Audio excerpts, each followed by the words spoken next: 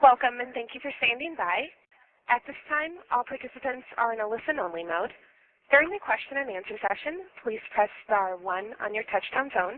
Today's conference is being recorded. If you have any objections, you may disconnect at this time. Now I'd like to turn the meeting over to Mr. Jared Liu.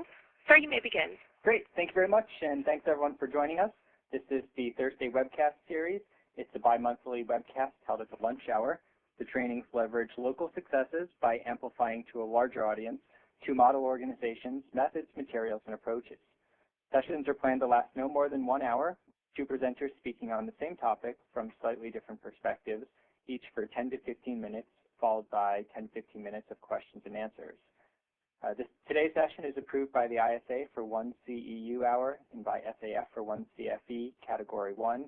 If you haven't already given me your certification number, you can email me after this session.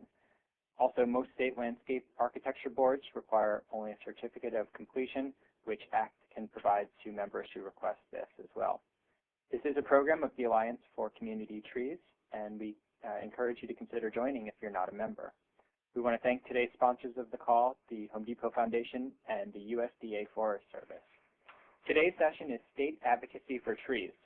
The act of telling elected officials how to write and change our laws is at the very heart of our democratic system. While news headlines about special interests may depict a negative view of lobbying, organized advocacy by groups of people is the origin for many public policies and shapes the way public resources are directed. Protecting and promoting urban forests is an issue of authentic public concern that deserves to be well represented.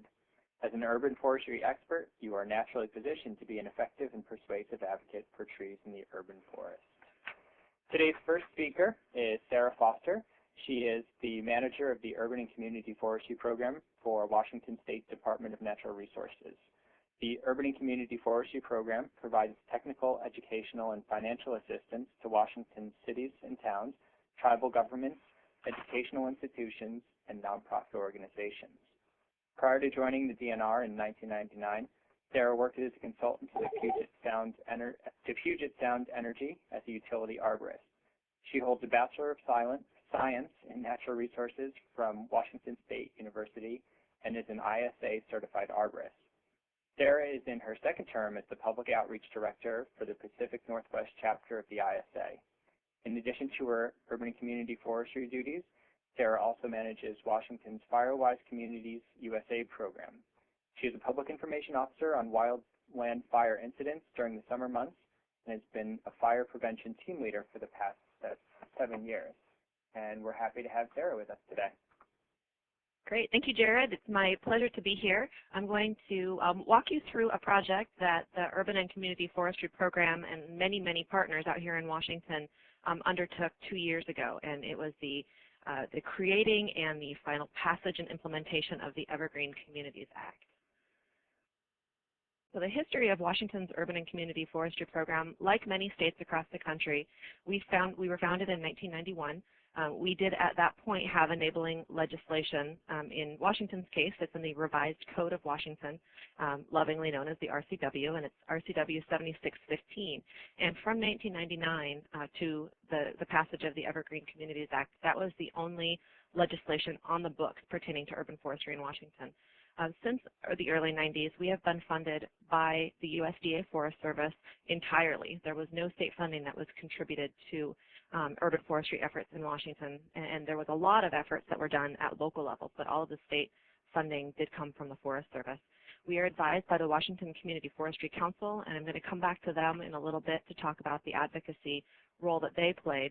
And our staff, as I often joke, is one of DNR's larger programs with 2 staff members. So we're just a tiny little program in a very large agency. So we sat around and we're trying to figure out how we could better serve our constituents, better serve the cities of the state of Washington, and got to the point that the only way to do that was to do some legislation. We'd spent almost 20 years talking about the importance of trees, the importance of livable cities, but we needed to do more. So we started down the path of legislation. And what we learned very early on by trying to secure legislation in the past is that the Urban Forestry Program and the Department of Natural Resources could not do this alone. We needed to have partners. And the process of building partners did go on for decades. The process for writing the legislation took about 18 months from start to finish. So again, a little bit about our program. We do provide the technical, educational, and financial assistance to all of our cities and towns, as well as, so there's 281 cities and towns, there's 39 counties in Washington, there's a number of recognized tribal governments, as well as countless nonprofit groups that we work with. And again, we're advised by the Community Forestry Council. And we provide this effort statewide, again, with our 2 staff people. So that's why we needed partners. The Department of Natural Resources, again, had tried to secure funding before, looking at different issues that were going on, whether it was looking at bark beetle infestations or looking at growth trends tied to our strategic plan, and we've been unsuccessful. So we started looking at partners and tried to figure out how we could move our program forward. Again, this process took a number of years, but once we started crafting the legislation, it was roughly 18 power-packed months. So we were trying to build capacity to get funding and technical resources to our cities. And we've been working on this with our partners for a number of years. The reason that we think the timing was perfect for the Evergreen Communities Act was the focus on going green. We had a lot of cities that were already Tree City USA communities that were doing great work to manage their urban and community forests, but we were unable to get above that next level, to move the bar higher. And with that effort to not only go green, but also to clean up Puget Sound, the political climate was ripe for doing urban forestry legislation. I got ahead of myself there. We also had a climate change initiative that was being proposed by our legislature during this process, and looking at forest lands and our traditional lands for carbon sequestration. We wanted to make sure that urban forestry was at least mentioned in that conversation. So with the 2 different pieces of legislation going through at the same time, our bill was able to get a lot more attention during this legislative session. And again, urban forestry should be part of all the solutions when you're talking climate change, when you're talking about cleaning up water, when you're talking about clean air. So we wanted to insert our messages into all of the different things that were going on. And again, that's something that the state agency and the Community Forestry Council couldn't do alone. All right, my slide on alphabet soup. As we know, urban and community forestry, we have a lot of partners and we have a lot of acronyms. And we put together a list of all these different groups that we were working with. And just to clarify the acronyms on here, the Washington Community Forestry Council, the Association of Washington Cities, the Washington State Association of Counties, the Department of Community Trade and Economic Development, the Washington Forest Protection Association, and the Pacific Northwest chapter of the International Society of Arboriculture were all partners in this effort. And it was the coalition building that really enabled us to move forward with the legislation. We had non-traditional partners that were involved with urban forestry, and the key partner on this is the first one that's listed, which is Audubon, Washington. And Audubon, Washington had approached us years before talking about doing some tree planting projects. And obviously, good bird habitat is trees. And one of the things that they wanted to do was to look at the connectivity issues between cities, in cities, to create better bird habitat. So that was why they approached us. And as we got moving forward with the project, it was realized that tree planting wasn't the direction we wanted to go. So the Evergreen Communities Act became a way to help ensure that there was good bird habitat, that there were solid urban forestry programs all across the state, but we weren't focusing on tree planting necessarily. So a little bit about what the Act maintained. Again, we started in the summer of 2006. I actually got a call while I was on vacation in Hawaii that they wanted to do legislation, and my education in how legislation is crafted started. We sat in a room and talked about what we wanted to do, and there were 2 pieces of legislation that were crafted at that time. One was a very regulatory piece that was going to make cities pass tree ordinances, have management plans, and do a number of other tools. The piece that the Department of Natural Resources crafted was much less regulatory. It was more of an opt-in approach, and it was more focusing on doing tree inventories. We wanted to start at the base of doing tree inventories to figure out what we had as a state, and then move forward to manage the resource, whether it was through tree ordinances or management plans or whichever approach we took. So the 2 pieces were crafted, and we started moving forward with the law itself. And this is where our partners became absolutely absolutely critical in the process is everyone had to vet the process, talk through it, make sure that we were able to get legislation that everyone could live with at the end. And so the Evergreen Communities Act, as it moved forward through the process, it became what we call a priority for healthy Washington. And there are 26 nonprofit organizations that have banded together to form the Washington Environmental Caucus. And each year, they choose 4 priorities. They pick 4 bills that they're going to support. And in the legislative session of 2008, one of their priorities was urban forestry legislation. So not only did we have our normal players, so we had our urban forestry groups, we had a lot of cities that were backing the legislation, but we also had things like the Washington Toxics Coalition and some other groups that were lobbying for environmental priorities. So that was huge for us, was getting that status as a priority for healthy Washington. So as we walked through the process, the 2 bills went back and forth. I learned a lot about working with legislators and how you can sell your story. And you usually only have 5 minutes to tell your story before a legislator or a staffer.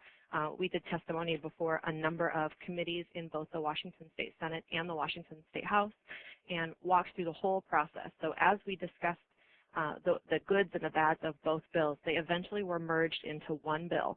And its title, by the end of passage, was Engrossed Second Substitute House Bill. So it had a lot of changes. And that's what finally passed and was signed into law by Governor Gregoire on April 1st, 2008. So this is our picture of our bill signing. In the chair is Governor Gregoire, and then a number of people representing our coalition are pictured in the picture as well. So what ended up being the bill was a model ordinance and management structure that was going to be performed by our Department of Community, Trade, and Economic Development. They would also form a task force that would be representing a broad spectrum of the advocates who helped get the bill passed, as well as people who are players in urban forestry to help us craft those models. They would also tie with financial incentives and provide technical assistance. Communities that bought into the program and became evergreen communities, which was basically to be a gold standard. So the first 4 standards would be those that help you become a Tree City USA, and then there were additional standards on top of that that would make you an evergreen community.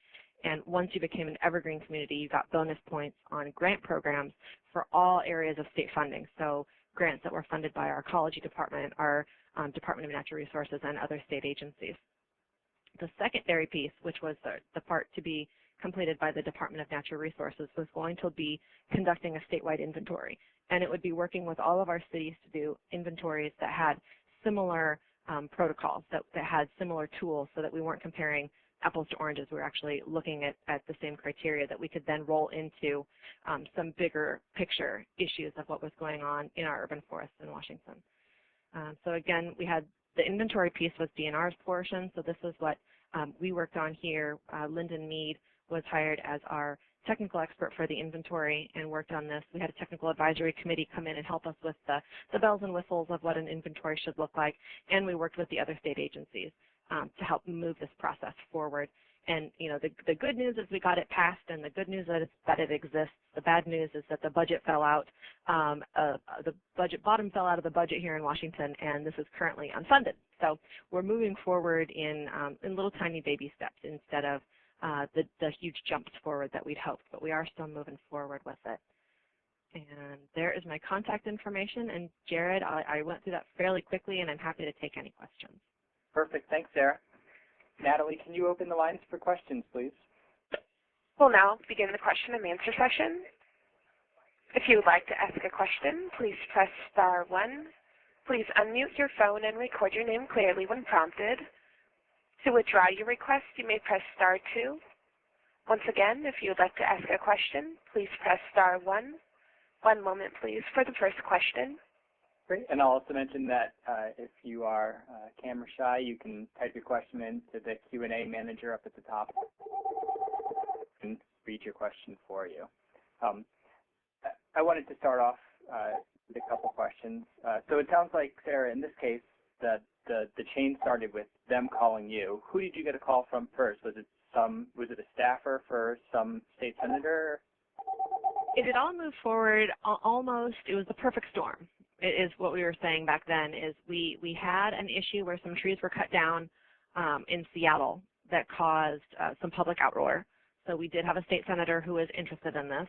He happened to be the chair of the Natural Resources Committee, and so he had an urban forestry ear. He had also contacted us the previous session. Again, this is something that took a long time, and asked that when the Department of Natural Resources gave their briefing, which they do every year, to the Natural Resources Committee, that urban forestry be included. He wanted to know more about what our program was all about. And to that date, we had not had any attention from our state legislature because the funding was federal, so we hardly showed up on the list of programs because we didn't have state funding, so we weren't constantly giving them updates on what we were doing with the funding. Those were all going to the Forest Service. So we got the call from the senator that he wanted to learn more about urban forestry, and at that same time is when Audubon Washington really wanted to push themselves forward within the environmental community, within the environmental caucus, and go for a Priority for Healthy Washington, and then they decided that trees in cities was the best way for them to go. And so looking in hindsight now, are there any tips that you could see offering to someone in a different state who's in a similar role that you are for the committees to reach out to, how you should go about just keeping them in touch with what you're doing or what the issues are about on a regular basis? Yeah, I think that it's very important to let not only our state legislature across the country know what we're doing, either with state funds or with federal funds or some combination thereof. But that's something that I wish we'd done better, was insert ourselves in the discussion in a lot of different ways, more proactively. That was something that we didn't do as a program, and a lot of it is because we're a small program in a huge agency, and the other priorities and other issues of the agency became very important, and we fell down to the bottom. At this time, we had a state forester who was very engaged in urban and community forestry, so that helped us raise our profile within our agency. So it was a lot of talking to our partners within the Department of Natural Resources, our external partners, which are the cities and the nonprofit groups, and then to have not only a senator take interest, but also a nonprofit group that really wanted to take the lead and run with it. And for us, that's what we needed, because we were unable to push our own issues forward, our own agenda, if you want to call it that, being in a position where we were completely unable to lobby. And I will constantly say that no matter what we did, if it looked like lobbying, that wasn't. All we were doing was educating. And as a state employee, I know my rules are very, very strict on what I can and cannot do engaging with the legislature. So that's where the partners become critical. I'd love it if you continued on that line of thinking for a bit. This is one of the things that we hear from groups back on all the time is they feel they're a 501c3 and they can do no advocacy whatsoever. And I think the distinction you made, with education there is really key.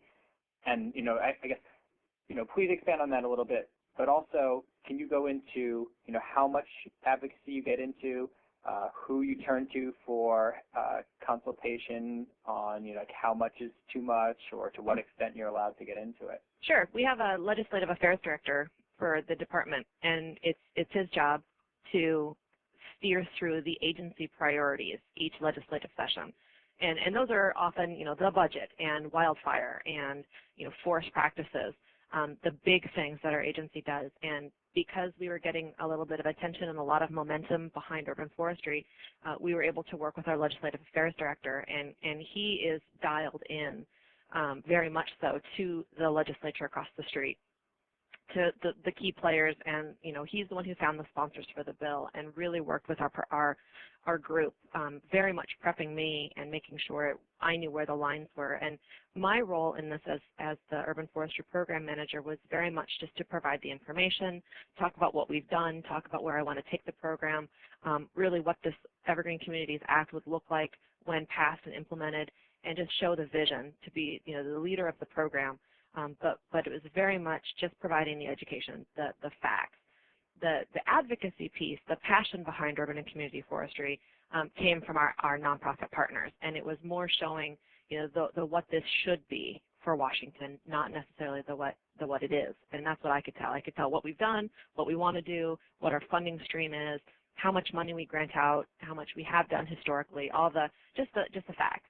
And then another thing that we did that actually was very successful is the Community Forestry Council had seen some information, I think that was done in Minneapolis, and it may have been done in other states as well. And we partnered with Davie Resource Group, and they ran some numbers on the value of a few of the trees on the state capitol campus, a number of which are state champions, and we also have a national champion, English oak, that is on our campus. And so we printed up these signs that basically showed the value of the tree.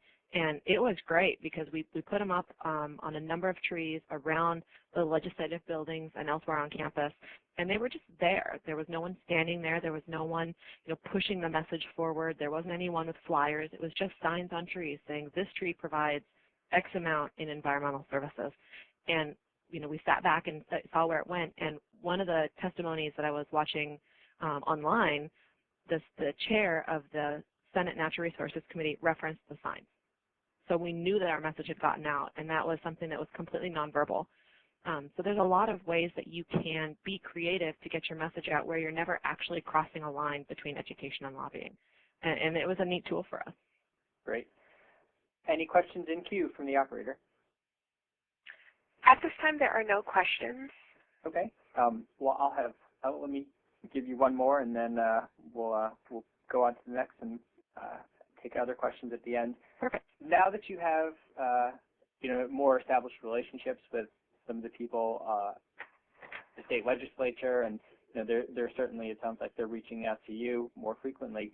Do you find that that's changed your strategy for how you're reaching out to others who are up in the state legislature, or do you find that they're just overwhelming you with a number of requests? But at this point, we're not being overwhelmed with requests, and I would think the number one reason for that is the state budget. Our legislature out here in Washington, we operate on a biennium, so it's every 2 years, and we go long session, short session. So when we passed this legislation, it was mid-year, and it was a very small budget request, and it was not re-upped, so we weren't funded the following year. So now we're in a short session again, and so it's our supplemental budget. So they're arm wrestling over little tweaks to the budget, trying to fill the budget hole. So all other issues have fallen away. But we are receiving requests about how is this going, and so we're providing updates. Lyndon worked with our partners elsewhere in this project, and we've done a series of little brochures. One was a recap, an executive summary of the long report about the inventory project. Another one was a summary of the whole project, so what DNR did and what our partners over at the Community Trade and Economic Development Department did, as well as some of the other pieces that we've tied into the to the Evergreen Communities Act. And those have been made available. We're going to make sure that they get into the hands of all the key legislators so that they know what we did get accomplished, and that we're currently in hiatus for the Evergreen Communities Act, but that the Urban and Community Forestry Program is still here, is still getting funding from the Forest Service, from our partners at the Forest Service, and moving the program forward in the best way we can. So, it's kind of a weird balancing act of we want to move forward, but at the same time, you don't want to show too much success, because then why did you ever need this legislation in the first place? If you were able to move forward and get done what you wanted to do, why do you need more funding? Why do you need more staff? Why do you need anything?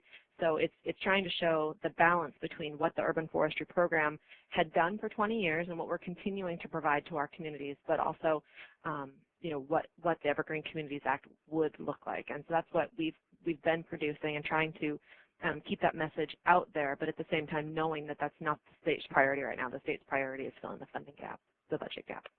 Great. All right. Thanks, Sarah. We'll move on to Gary. Gary Allen is chair of the Partnership for Sustainable Forestry and is executive director of the Center for Chesapeake Communities. In these roles, he led the effort to pass the 2009 Sustainable Forestry Act in Maryland. His political credentials include Director of Governmental Affairs for the Triangle Coalition for Science and Technology Education, Executive Director of the Native American Science Education Association, President and Director of Training with Concern Group, and Special Assistant to the U.S. Commissioner of Education. He is a former mayor and city council member, and for 16 years hosted his own local cable television show. Gary has a Bachelor of Science degree from Indiana State University and a Master's in Public Policy and Administration from American University. And it's all yours, Gary. Thank you very much, Jared. I was very pleased with Sarah's presentation because so many of the elements that Sarah addressed have turned out to be similar on the other end of the country. And in our area, we want to talk about the fact that change is coming in Maryland with respect to sustainable forestry practices. And I'll start with a picture that she kind of concluded with, because I'll start with the fact that we're now celebrating the passage of the Sustainable Forestry Act, which was signed by our governor, Martin O'Malley, just this past May. And we're very pleased because this act has since then been recognized as the outstanding piece of forestry legislation of 2009 in Albuquerque, New Mexico, by the National Woodland Owners Association at the National Association of State Forestry. And I might note that the National Arbor Day Foundation just recognized it again this past month in February of 2010 by recognizing our state forester as the Champion of Trees Award, which he'll receive this summer in Nebraska. As Sarah pointed out, the accomplishment of these types of pieces of legislation is no small undertaking. It's not a simple undertaking. In our case, it took a little bit of time to try to take advantage of the ongoing concern for the environment, the bay, the watershed, and the trees, because we looked at forests and the policy that guides them as a dynamic thing here in Maryland, which needed to change with time. And our forestry laws have not been revisited comprehensively in more than 40 years. Our fundamental goal in looking at it was what kind of changes since the 1940s ought to be looked at in terms of how we look at and manage our forests statewide. So the legislation that we envisioned was not uniquely targeted just on urban and community forestry, but toward a balanced range of objectives that would provide for the sustainable management of our forested lands for years to come. As I said, it wasn't a simple undertaking, but it was extremely important for a variety of reasons. And it all started, well, I could say that the legislation started in 2008, but really it began in earnest with a forestry task force that Governor Paris Glendening had appointed in the late 1990s. It just so happened that I had the responsibility while mayor of the city of Bowie, Maryland, to chair this task force because I brought the urban and community perspective to that work. We worked 2 years to shape a number of recommendations which were provided to the governor just before he left office, and therefore never really looked at the legislative implications of those recommendations, thinking that perhaps they would be taken up by executive action. But forests have become clearly more important here in the Chesapeake Bay as everybody looks to fashion a set of policies throughout the Bay watershed in a number of states to retain and expand forests, because we and they all believe it is critical to the success of restoring the Bay. And the Chesapeake Bay Executive Council, which is currently chaired, I might add, by the head of the EPA, decided in their policy statement in 1907 that forests were the most beneficial land use for protecting water quality long term. We took those very words as part and made them part of Maryland's public policy in the preamble to the Sustainable Forestry Act. Maryland's kind of important in the sense it's kind of the opposite of many western states. I'm not quite sure of the land distribution in Washington state, but in Maryland, there are about 42% of Maryland is forested of our 6 million acres, but unlike the West, 74%, about 75% of that 42% of our state, sorry about all the numbers, are owned by private, non-industrial landowners. And it's interesting to note that only 1 in 4 of those landowners has what's called a stewardship management plan. And that plan means a drafted, articulated plan for what are their goals for the management of that resource, for its preservation and retention. And what we found out is that those landowners who have taken the time to develop such plans in cooperation with a certified forester or arborist are more likely to retain those forest lands in the face of growing development pressures. Maryland is the fifth most urban nation in the United States, and obviously we're anxious to try to preserve the woods that remain. So we met with several stakeholder groups. I chair the Partnership for Sustainable Forestry, which is we're a nonprofit. It's a kind of group of groups. It doesn't have individual members, but all the various forestry organizations have banded together in Maryland to provide a platform for advocacy on various issues to the state legislature. And hitherto, we'd always been responsive to various proposals that had been put forward by others. But in this case, we decided to take a look at what we thought ought to be done instead of what everybody else thought ought to be done, and develop our own proactive proposal, which we thought would comprehensively look at how Maryland's forest resources could be sustained in the future. So we began to develop a draft of this legislation. I summarized here a few of its provisions in 2009, but in 2008, we also worked on this for quite some time and used the same draft ultimately in 2009. Initially, our proposal was met with a great deal of enthusiasm by the Department of Natural Resources, the same agency in our state that Sarah represents in Washington. And we began by meeting with the secretary, the deputy secretary, the state forester, and other key stakeholder groups with the Department of Natural Resources to provide broad input into the drafting of this particular legislation. And as I said, it was met with such enthusiasm that initially we thought it would be embraced as an administration bill in the upcoming 2008 legislative session.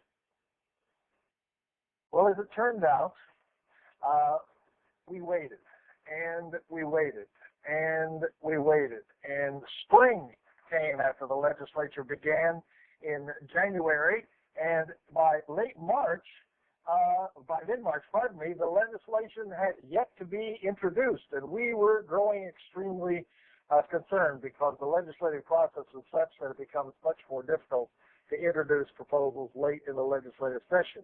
And finally, the administration decided it would not introduce an administration bill.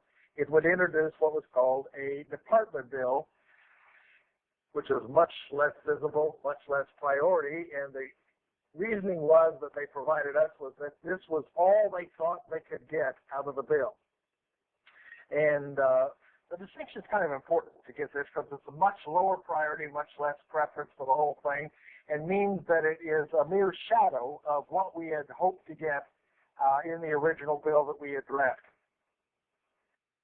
But we informed that the only thing the governor would approve this late in the session. Remember, the delay, we thought, was primarily on their part, since we had provided the original draft back in September of 2008, and we were now in 2007, and we were now into March of 2008. So they'd had it for quite some time. The net effect is that the bill fell far short of what we had wanted, and as a result, it was easily defeated by its potential adversaries in committee. It never emerged out of committee. Things that we kind of felt bushwhacked by the entire process. As a legislative bone to the group and their intense interest in this, they did authorize a task force to, quote, further study the issue. We were not happy about that. The last thing we wanted was yet another task force. We had had 4 task forces in the previous 12 years looking on these kinds of issues, and we'd have a gubernatorial transition task force that had also made recommendations to the incoming governor about this issue, all of which we had diligently and faithfully participated in. So we felt kind of betrayed by the process at that point and decided that we would start over a new year, 2009, with new sponsors and a new strategy to do it. So we began to regroup around what we wanted to do, and we would pursue our own set of sponsors. So starting early in 2000 and mid-2008, after the legislative session, we took the draft bill and went back to more than 90 different groups in the state, environmental groups and other stakeholder groups, and distributed copies of the original draft, asking for their input and consultation for changes they thought should be made in the draft.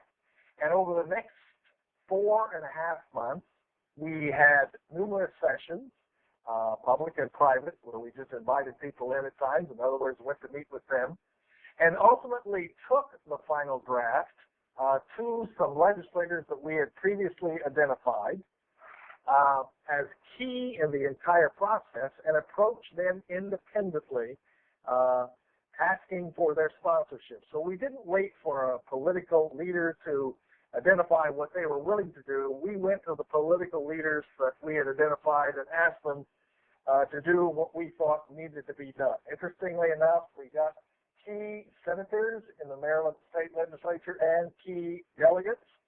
And we had previously consulted with some key committee chairmen prior to the legislative session about who they thought would be the best sponsors for this particular piece of legislation.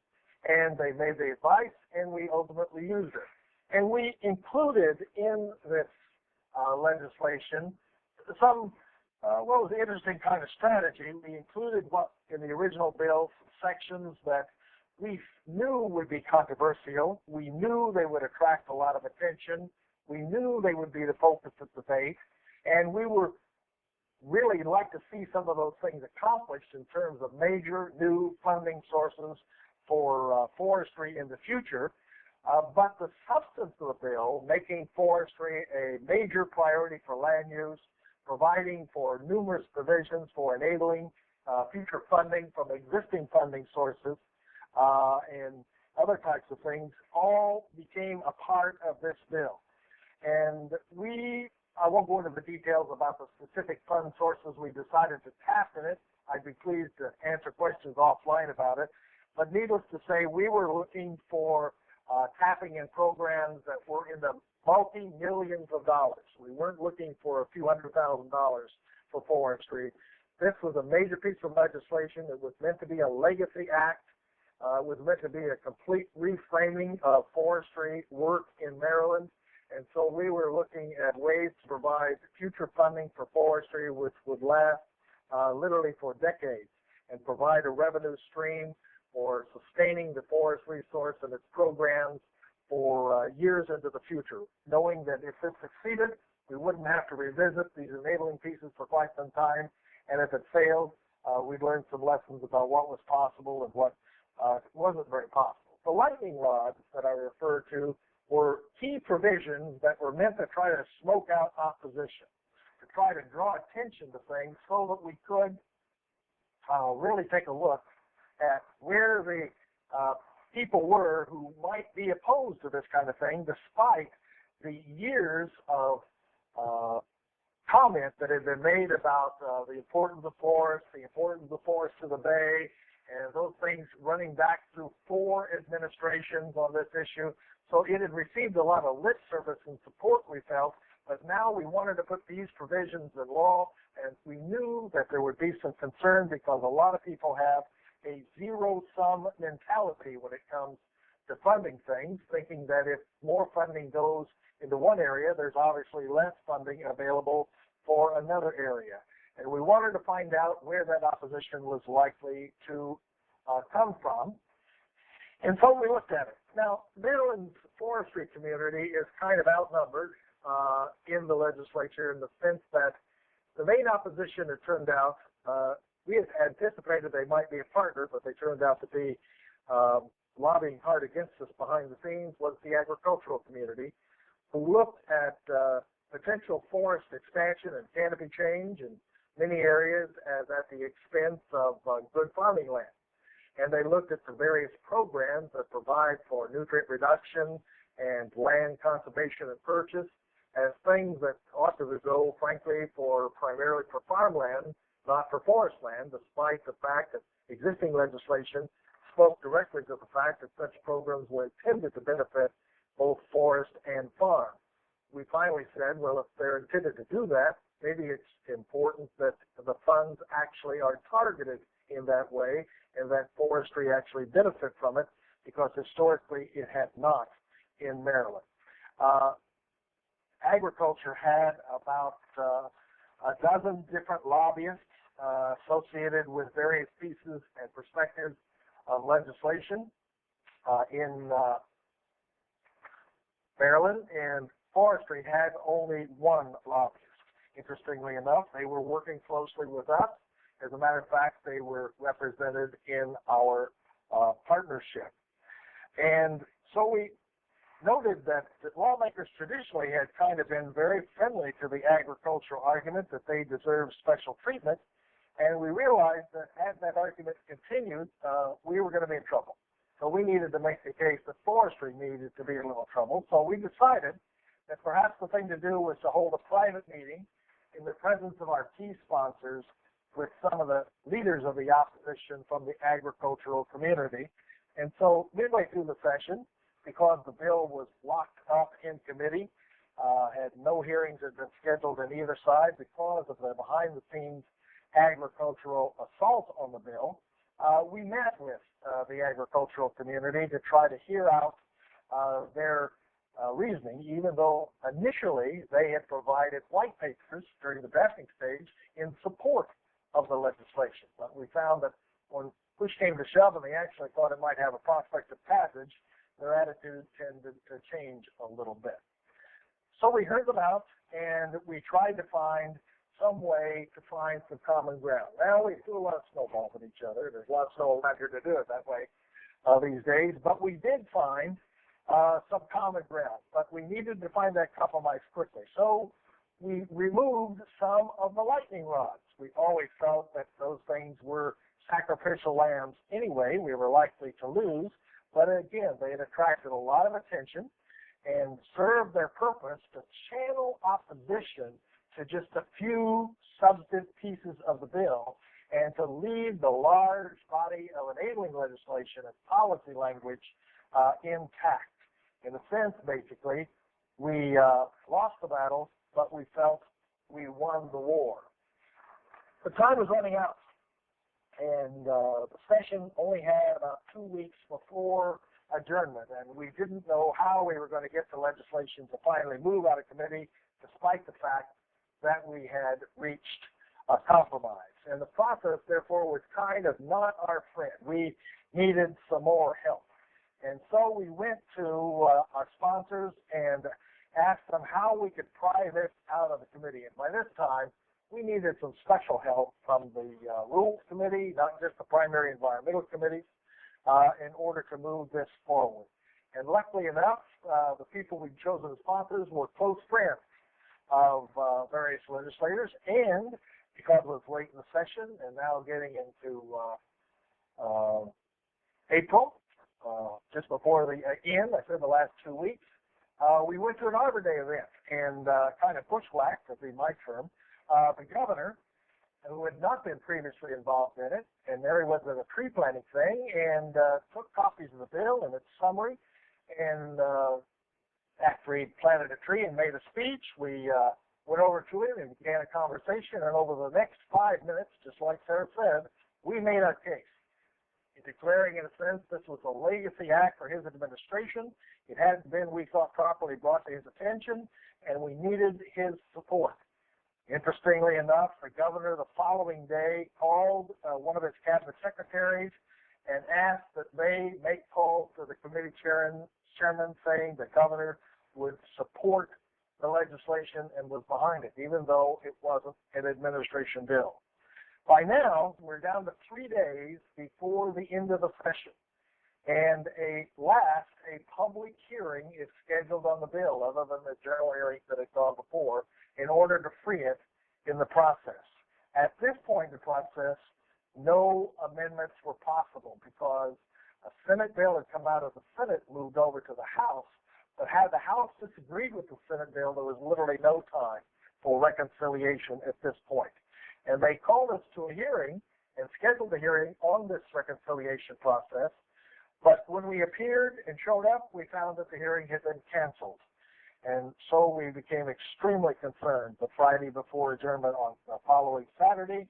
And we learned that the Senate committee chair and the House committee chair had gotten together with our Senate sponsors and decided basically to move the bill absent that type of meeting. There were several options available to us.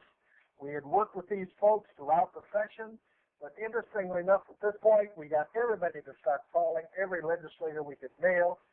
From around the forestry community, we literally, in the next 2 days, deluged the legislature and the sponsors and the committee people with calls from organizations that we've worked with over the previous year, and we got our ducks all lined up, we thought. So the real key is to try to sweat out the last hurdle, which is that if anybody objected, because these things would have to proceed by unanimous consent at this point, we would be in trouble because there any objection to this readings bill and the process.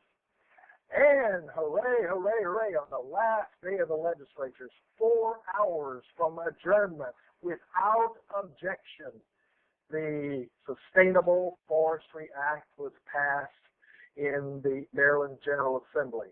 It received the broadest amount of support of any piece of environmental legislation in over 2 decades, having received in the entire process only 2 negative votes. So here we are. We're not only celebrating, but here we are. We're digging ourselves out now, celebrating where we're at, celebrating the fact that this bill has been widely recognized, and looking at its next steps, because as Sarah pointed out, these are strained fiscal times. And although this is an outstanding piece of legislation, which all the legislative leaders are now lining up and claiming credit for and wanting the recognition for their role in its passage, and now the changes here, we now have to look to future legislation in order to provide the funding for the enabling provisions of what's turned out to be one of the most comprehensive pieces of forestry legislation in Maryland's history. And that work is the work of the next 5 years for the association. I would be pleased to answer any of your questions, but we've set a strong agenda for ourselves for quite some time to come, because now, having changed the rules, we've got to figure out how to implement all this stuff as the times change in the fiscal realities become a little bit different in the years ahead. Thank you very much, Jared, and I hope there are a few questions about what's going on. Great. Thanks, Gary. Natalie, can you open the lines for questions, please? Once again, if you'd like to ask a question, please press *1. Please unmute your phone and record your name clearly when prompted. Once again, to ask a question, please press *1. One moment, please. And again, I'll tell people that you can ask a question by typing it in online if you'd like instead at the Q&A tab up at the top, and I can come on the line and read it for you. Gary, I'm particularly interested to hear about the conflicts with the agricultural community, and I'm thinking that in a lot of places, the agency that has jurisdiction over agriculture is also the same one that has jurisdiction over the issues that we're concerned with, the urban forestry communities. Was that the case in Maryland? No, the Maryland Department of Natural Resources handles the state forestry agency, the state's urban and community forestry program. So the Forest Service is in a different agency than agriculture. And the two agencies are somewhat competitive at with respect to funding, with respect to different authorities, and with respect to program and policy positions before the governor and in the legislature. We had hoped that we could enter this whole process as allies. But as it turned out, because we looked to fund things that hadn't been funded before and authorize activities that had never been authorized before, They saw that as a potential loss. And the unfortunate thing is that although publicly endorsing the bill, privately they were lobbying against it and saw it as a takeaway from agriculture. And so it turned out to be quite a contentious issue behind the scenes. And how it ended, and it sounded like you brought them to the table and it worked out in the end. Is the agricultural community now in leagues with what you're trying to do? Well, we compromised is the best way to put it, and the answer is yes. We have their cooperation on the general provisions of the law, and although I suspect we'll be back in contention when we actually get the specific appropriations for some of the programs that are now authorized, the bottom line is we expect the agricultural community, because many farmers have forests on their land, and we'd like to see those lands preserved as working landscapes, perhaps in a non-cultivated sense, but with a more longer-term crop for trees. We expect to find common ground with them at the working level in many areas. And what about the nursery industry? Did they support your efforts? And if so, how did they assist, or how did they set themselves apart from ag? The nursery industry wasn't actively involved in the process until the very end, and those that were involved were very supportive. The program ended up authorizing a good many urban and community forestry goal settings and authorized funds for implementing those goals through the urban and community forestry program here in Maryland, and they were very supportive of those things, as were the Association for Counties and the Association of Municipalities, obviously, even though, again, we sought to restrict their ability to change the rules at the local level so that they were consistent with state law. We thought state law in this area ought to take precedence instead of allowing even further restrictions to be adopted locally for urban and community forestry. So we tried to restrict the states, but it was advisory. It was not mandatory. And from the start, you talked about the idea of this being a legacy program, being something big that you wouldn't have to revisit, a couple of years down the road. From the start, was that the idea that this be something big and something legacy? And why did you go forward with that strategy? I mean, did people advise you to start small and come around to something big ultimately? We had kind of looked at piecemeal approaches for a number of years, and as I mentioned, that various gubernatorial task forces had addressed various types of specific program initiatives, but we decided rather than fight this process a dozen times over for a dozen specific programs, we would combine them all into one legislative package under the general rubric of sustainable forestry, and rather than to see ourselves picked off or our efforts spread out very thinly over a number of efforts, let's fight the bigger fight. The mobilization and effort required for the larger piece of legislation didn't turn out to be much more substantial than it would have been had we had a smaller fight. And we decided to put it all on the table at one time instead of looking at in terms of a dozen pieces. And as a matter of fact, the dozen pieces, or frankly more, were all combined into this piece of legislation. It runs over 30 pages. It's a very comprehensive act. Was it a strategic move to add topics to the bill in order to draw out the opposition, knowing that you'd be willing to compromise on those, or was it something else? It was a strategy on our part in order to have things we could trade in the process. Those are things we would have liked to have achieved. I wouldn't want to disabuse anybody of that. But the answer was, yes, it was a deliberate strategy on our part to put some things out there that would provide us some room for compromise and negotiation so that we could preserve the heart of the bill in the process, which we did not want to compromise on or give up. Okay. Does the operator have any questions in queue? There are no questions. All right. So I'll ask the $20 question. Why is it so hard to nail down legislators to be, to help with what legislation like this that, certainly people in this community and, speaking to the choir here, seems like sensible legislation. Why is it so hard to lock them down? Yeah, get them to take an interest in this. Well, obviously, we're talking about things that, from our standpoint, are apple pie and motherhood. They just seem common sense and good ideas. What you find with the typical legislature is that there are a lot of such good ideas that are competing for their attention, particularly for important and influential policy leaders in the legislature. And we were competing. We took to these leaders a complete bill, a complete rationale, a complete strategy, and a whole set of materials and a series of supporters for it. So what we asked them to do is sign on to lead.